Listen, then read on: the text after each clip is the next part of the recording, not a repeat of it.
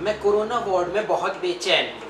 अगर मैं corona positive ना होती तो मैं भी उस गांव में पीड़ित परिवार के साथ बैठी होती। एम्स ऋषिकेश से छुट्टी होने पर मैं हाथरस में उस पीड़ित परिवार से जरूर मिलूंगी। ये ट्वीट किया है बीजेपी की नेशनल वाइस प्रेसिडेंट और मध्य प्रदेश की मुख्यमंत्री रही उमा भारती। वो यहीं नहीं रुकी, उन्होंने एक के बाद एक हाथरस मामले में कई ट्वीट किए और इस ट्वीट में उन्होंने बीजेपी और उत्तर प्रदेश के मुख्यमंत्री योगी आदित्यनाथ को टैग किया। नमस्कार, मैं सचिन कुमार और आप देख रहे हैं कोबरा पोस्ट। हाथरस के इस कथित रेप मामले में, जी हाँ, कथित इसलिए क्योंकि उत्तर प्रदेश के ADG law and order Prashant Kumar ने एक प्रेस कॉन्फ्रेंस कर 2 दिन पहले ही ये बता दिया था कि पोस्टमार्टम रिपोर्ट में मृतक बेटी के शरीर में स्पर्म नहीं मिले हैं। इस बीच जो विधि विज्ञान प्रयोगशाला की रिपोर्ट भी अब प्राप्त हो गई है, जिसमें यह स्पष्ट रूप से बताया गया है कि जो सैंपल एकत्रित किए गए थे उसमें किसी तरह का स्पर्म और शुक्राणु नहीं पाया गया। और जैसा आप सबको पता है कि आधी रात को आनन फानन में प्रशासन द्वारा किए गए अंतिम संस्कार के बाद अब मृतक बेटी की देह भी नहीं रही। तो अब कानूनी रूप से बलात्कार हुआ है या नहीं, इसे साबित करना एक बहुत मुश्किल काम हो जाएगा। घर वालों का कहना है कि उन्हें बेटी की लाश तक देखने को नहीं मिली, तो ऐसे में प्रशासन का ये कहना कि वो अंतिम संस्कार में शामिल थे कैसे माना जाए। अब जबकि ADG law and order Prashant Kumar ने खुद कहा कि परिवारजनों की उपस्थिति में ये अंतिम संस्कार हुआ है। पोस्टमार्टम दिल्ली में करा के पैनल ऑफ डॉक्टर्स के द्वारा शव परिवारजनों के साथ लाके उसकी अंत्येष्टि कराई गई।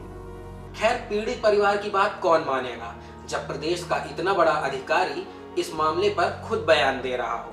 पर सोचने वाली बात यह है कि अगर सब कुछ ठीक था तो पीड़ित परिवार को यूं नजरबंद क्यों किया गया? क्यों अपने ही घर में उन्हें बंधकों की तरह रखा गया?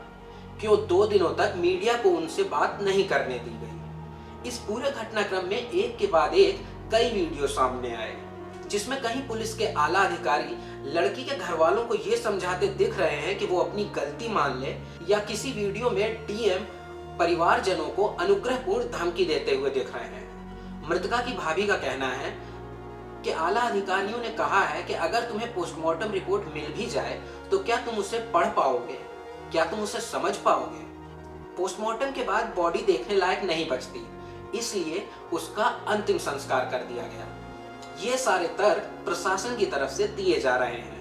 लेकिन अगर ऐसा था तो निर्भया केस में पीड़ित परिवार की वकील रही सीमा कुशवाहा जब पीड़ित परिवार से मिलने पहुंची तो उन्हें एडीएम जेपी सिंह का सामना क्यों करना पड़ा, और इतनी तूतू मैमे के बाद भी आखिर उन्हें पीड़ित परिवार से मिलने क्यों नहीं दिया गया?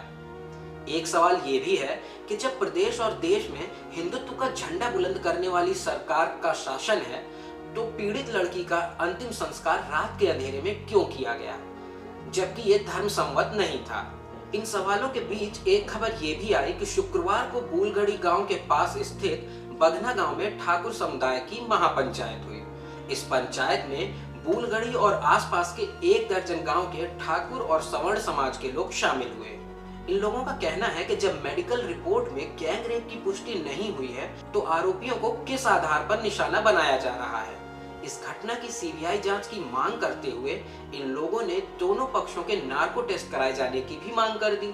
हम इस मामले में किसी जाति या धर्म को नहीं लाना चाहते, लेकिन जब पूरा घटनाक्रम ही जातिगत हिंसा के आसपास घूम रहा है तो हम क्या कर सकते हैं? अब जब पूरे देश में हाथरस की इस बेटी को इंसाफ दिलाने के लिए प्रदर्शन हो रहे हैं तो योगी सरकार ने हाथरस के पुलिस अधीक्षक, उपाधीक्षक, इंस्पेक्टर, एक हेड कांस्टेबल समेत एक अन्य पुलिसकर्मी को भी निलंबित कर दिया है। और इसके साथ ही आरोपी पक्ष के साथ साथ पीड़ित परिवार और संबंधित पुलिसकर्मियों का भी नार्को टेस्ट कराने के आदेश दिए हैं। सवाल बहुत हैं, मगर इनके जवाब शायद किसी के पास नहीं है। अब हमें ये देखना होगा कि हाथरस की इस बेटी को इंसाफ मिलने में आखिर कितना वक्त लगता है।